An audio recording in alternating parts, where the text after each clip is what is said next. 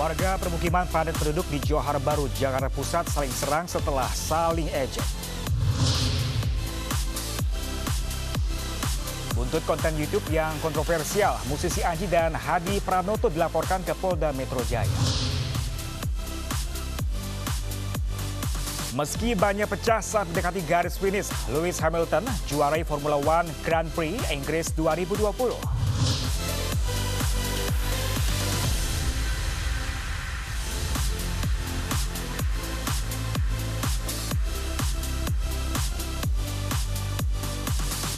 Ya, halo, selamat pagi pemirsa. Kami hadir kembali dalam Ayus Pagi melengkapi informasi untuk Anda. Selain 3 berita utama tadi pemirsa, kami juga punya berita menarik lainnya seperti penerapan ganjil genap yang dianggap warga Jakarta tidak mampu menekan penyebaran virus COVID-19 di perkantoran. Bersama saya Pram Senjaya. Inilah Ayus Pagi selengkapnya untuk Anda.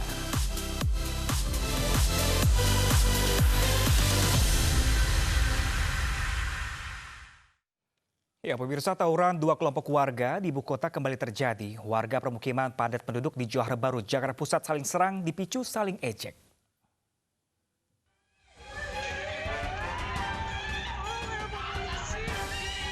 Dengan berbekal benda tumpul dan senjata tajam, warga kampung Rawa Sawah dengan warga Baledewa terlibat tawuran di Johar Baru, Jakarta Pusat, Senin petang. Lemparan batu juga mewarnai tawuran dua kelompok warga yang hanya tinggal berseberangan gang ini. Penyebab tawuran belum diketahui, namun saling ejek antar remaja diduga jadi pemicu tawuran. Di sini ada 4 orang, satu masih anak tanggung, yang 2 ya udah yang 4 dewasa, jadi kan 5 orang. Bawa samurai 2, terus bawa celurit, sama yang satu bawa kayu, balok-balok, dilemparin ke warung saya, terus dilemparin ke sana, menuju masjid. Aksi dua kubu berhenti setelah kepolisian tiba di lokasi. Namun sejumlah sepeda motor dan gerobak PKL rusak terkena lemparan batu. Mencegah terjadinya aksi tawuran susulan, polisi berjaga di lokasi. Dari Jakarta Pusat, Rani Sanjaya, iNews melaporkan. Ya, pemirsa, protes dugaan pungli rumah susun di kantor Balai Kota Makassar ricuh. Massa memaksa masuk ke kantor Balai Kota Makassar, Sulawesi Selatan.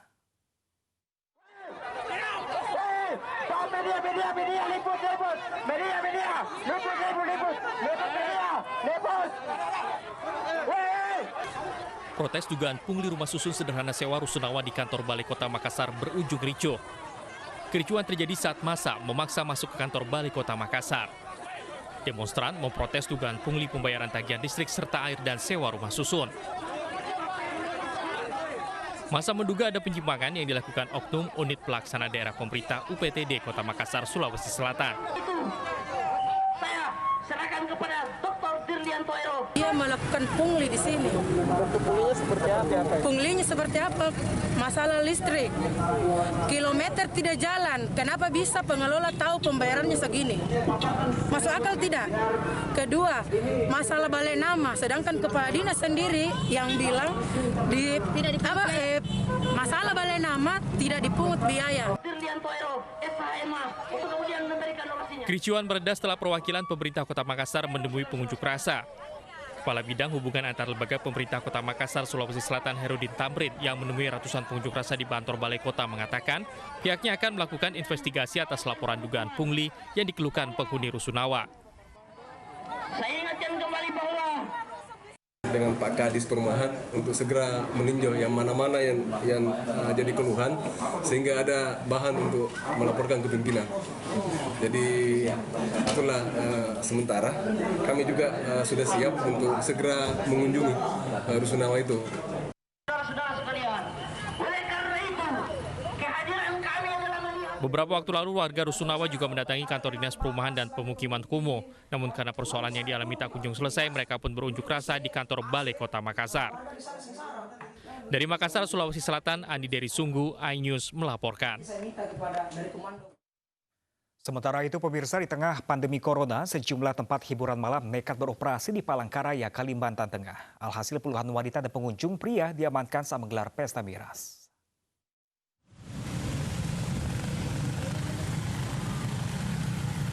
Direktorat Samapta Polda Kalimantan Tengah, Senin malam menggerebek sejumlah tempat hiburan malam di Jalan Cilikriwut, kilometer 12, Kota Palangkaraya, Kalimantan Tengah. Sejumlah pengunjung yang hendak kabur menggunakan mobil diamankan petugas. Sementara di bagian dalam, polisi menemukan sejumlah wanita dan pengunjung pria sedang menggelar pesta miras. Puluhan pengunjung ini pun langsung diperiksa, baik identitas diri maupun barang bawaan. Sementara di lokasi lain, petugas juga mendapati banyak pengunjung berpesta miras. Mereka pun tidak luput dari pemeriksaan. Tadi malam sudah dilakukan himbauan oleh pemerintah Kota Palangkaraya untuk lokasi ini ditutup. Ternyata kita melakukan pengecekan, lokasi ini masih buka dan masih ramai pengunjungnya. Makanya kita melakukan penertiban, kita akan koordinasi dengan Pemko untuk mencabut semua izin yang ada di tempat ini. Puluhan pengunjung dan pengelola hiburan malam yang terjaring dibawa ke kantor Direktorat Samapta Polda Kalimantan Tengah untuk jalani pemeriksaan. Dari Palangkaraya, Kalimantan Tengah, Adisata, iNews melaporkan. Ingin punya telepon genggam untuk sekolah online di tengah pandemi, 3 pelajar SMA di Kalimantan Timur nekat merampok toko emas. Aksi percobaan perampokan ini pun terekam kamera pengawas.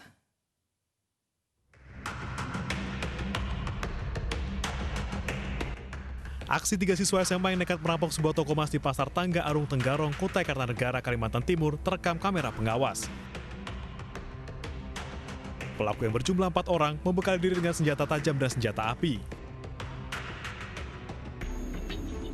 Namun aksi mereka digagalkan pemilik toko. 1 pelaku berhasil ditangkap warga, sementara 3 pelaku lainnya melarikan diri. Berkat keterangan 1 pelaku yang tertangkap terlebih dahulu, polisi kemudian berhasil menangkap 2 pelaku lainnya. Namun 1 pelaku yang juga pedagang emas dan otak dari perampokan kembali berhasil kabur saat akan ditangkap. Pelaku kini masih dikejar polisi. Motif yang dilakukan sementara dari hasil pemeriksaan ketiga orang ini ada permasalahan sebelumnya. Karena 1 pelaku yang belum tertangkap ini pernah cekcok mulut dengan pemilik toko emas yang dirampok ini. Artinya sesama pedagang emas, Pak ya? Ya, sama-sama pedagang emas. Namun demikian kita masih akan dalami motifnya. Ketiga pelajar SMA ini dijadikan 50 juta rupiah oleh otak perampokan. Ketiga pelaku terancam hukuman 12 tahun penjara. Dari Kutai Kartanegara, Kalimantan Timur, Fairuz Abadi, iNews melaporkan. Ya, pemirsa, Polda Metro Jaya berhasil menangkap tersangka pembobolan ATM di sejumlah lokasi kawasan di DKI Jakarta. Setiap harinya 3 pelaku berhasil meraup 2 hingga 10 juta rupiah.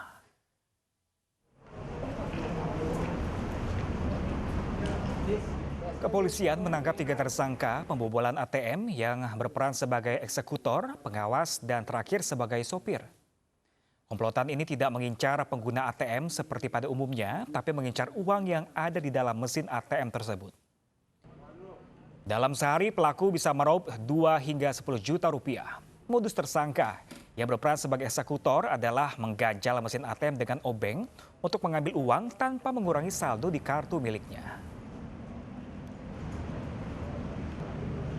Modus operandinya, sebenarnya modus operandinya ini pertama, S ini yang bertugas untuk sebagai eksekutornya. Dialah yang memang mengganjal ATM tersebut untuk bisa mengambil uang atau mengeluarkan uang. Sistemnya dengan cara dia mengacaukan sistem daripada ATM tersebut dengan sebilah obeng. Ya. Jadi kalau selama ini ada mengganjal ATM dengan menggunakan tusuk gigi atau apa untuk mengambil ATM seseorang, kalau ini tidak. Yang diambil ini adalah langsung uang yang ada di dalam mesin ATM. Ya, pemirsa, polisi menangkap kawanan begal sadis yang kerap meresahkan warga di Tambora, Jakarta Barat. 1 dari pelaku begal merupakan narapidana asimilasi yang dibebaskan dari penjara karena pandemi COVID-19.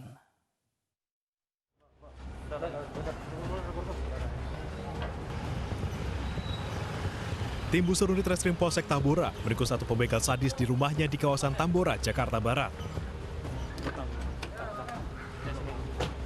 Dari penangkapan di Tambora, polisi mengembangkan ke pelaku lain yang merupakan 1 kawanan.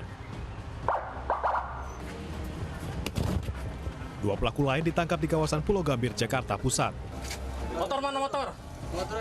Sama siapa? Dalam penggeledahan, polisi menemukan senjata tajam jenis celurit dan pedang, alat hisap narkoba, sisa narkoba jenis sabu, dan 2 ponsel korban yang belum terjual. Dari hasil pemeriksaan tes urin, 3 pelaku dinyatakan positif mengkonsumsi narkoba jenis sabu dan benzo. Ketiga pelaku mengaku sudah 5 kali beraksi di wilayah Tambora dan Taman Sari, Jakarta Barat. Kawanan ini tak segan-segan melukai korbannya saat beraksi merampas motor atau ponsel korban. Senjata tajam kamu? Kadang-kadang enggak, kadang-kadang pakai. Itu untuk apa senjata tajam untuk kamu berapa? Untuk mengancam korban, Pak. Rutin ya? Iya, mengancam korban. Korbannya udah berapa banyak? 4 sama ini 5 kali. Satu dari ketiga pembegal ini merupakan narapidana asimilasi dengan kasus sama yang ketika itu dibebaskan dari penjara karena pandemi COVID-19. Salah satu dari 3 pelaku yang kami amankan merupakan residivis, ya, yang beberapa tahun yang lalu divonis 3 tahun penjara karena kasus yang sama, kasus begal juga, ya, kasus curas. Ya, namun mendapatkan asimilasi di masa pandemi COVID-19. Dari hasil pemeriksaan tes urin terhadap 3 pelaku, ya, 3-tiganya positif mengkonsumsi narkoba. Ketiga pembegal sadis ini terancam pasal berlapis tindak pidana pencurian dengan kekerasan, kepemilikan senjata tajam, serta penyalahgunaan narkoba dengan hukuman 20 tahun penjara. Dari Jakarta, Miftahul Gani, iNews melaporkan. Polres Metro Jakarta Selatan mengungkap kasus narkoba berskala besar dengan jumlah barang bukti 160 kg ganja dan 161 kg sabu. Dalam kasus ini, polisi menangkap 4 pengedar ganja serta sabu.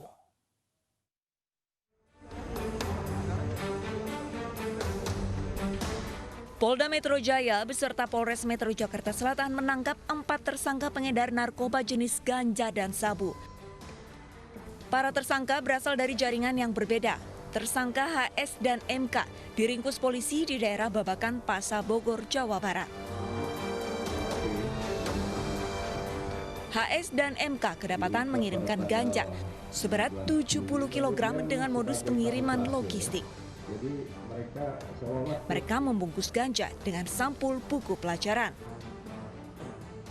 Saya mengapresiasi atas pengungkapan ini tentunya, dan bisa dikatakan bahwa sekarang hampir setiap hari jajaran Polda Metro ini mengungkap sekitar 12 sampai 20 kasus setiap hari yang kita ungkap, dan ini terus kita gelorakan.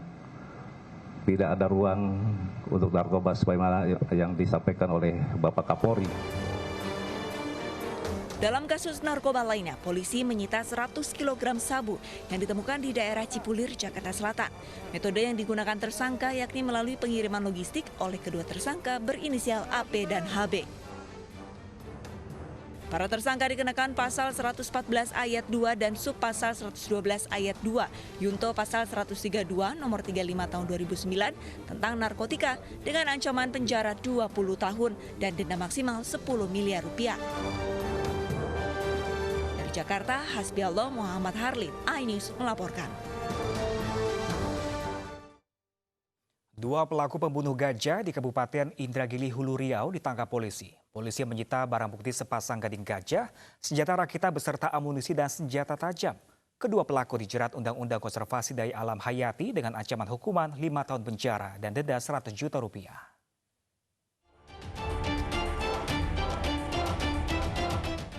Pengejaran selama 2 bulan terhadap pembunuh gajah jantan di Kecamatan Kelayang, Kabupaten Indragiri, Hulu Riau membuahkan hasil. Satreskrim Polres Indragiri Hulu berhasil menangkap 2 orang pelaku pembunuh satwa liar yang dilindungi ini. Pelaku ANR alias Ucok, 52 tahun, ditangkap di Sumatera Utara pada Minggu kemarin. Dari hasil penyelidikan, tersangka merupakan residivis kasus yang sama di tahun 2015. Selanjutnya, polisi menangkap tersangka SRK 29 tahun di Kelayang, Kabupaten Indragiri Hulu beserta senjata api rakitan, 29 butir amunisi, senjata tajam dan sepasang gading gajah.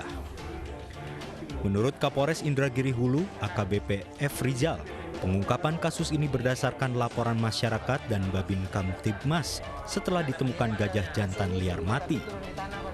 Kemudian polisi membentuk tim dan menangkap 2 orang pelaku, sedangkan seorang lagi yang identitasnya sudah diketahui kini masih dalam pengejaran polisi.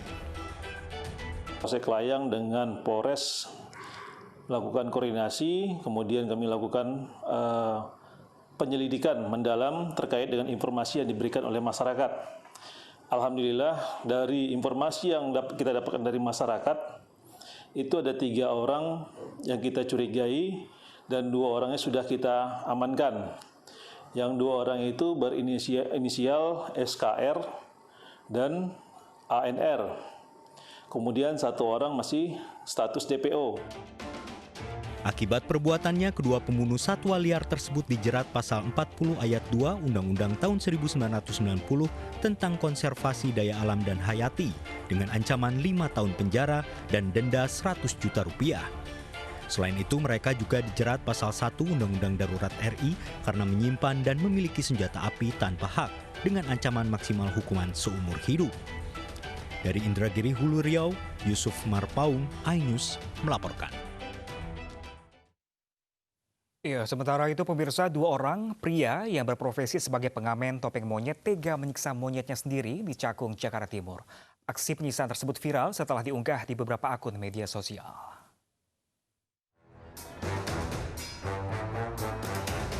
Dalam video berdurasi 36 detik ini, 2 orang pengamen topeng monyet tengah menyiksa monyet peliharaannya. Video yang direkam oleh warga ini viral di media sosial. Petugas Kelurahan Jatinegara telah mendatangi kediaman para pelaku, namun saat didatangi kedua pria tidak berhasil ditemui. Pihak RT pun menyayangkan tindakan yang dilakukan oleh pengamen topeng monyet terhadap hewan peliharaannya. Kalau sering aniaya saya nggak tahu, Pak. Saya baru mendengar kabar ini dari viral itu. Artinya ikut menyesalkan juga atas kejadian yang terjadi, Pak? Menyesalkan nggak, Pak? Ya menyesalkan, terutama ya memalukan wilayah kami, Pak.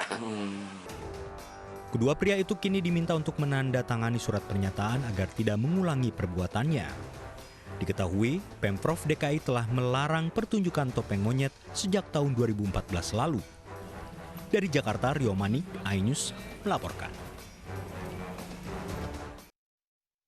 Hari pertama penerapan kembali sistem ganjil genap, banyak pengguna jalan yang melanggar. Informasi selengkapnya sesaat lagi, tetaplah bersama kami.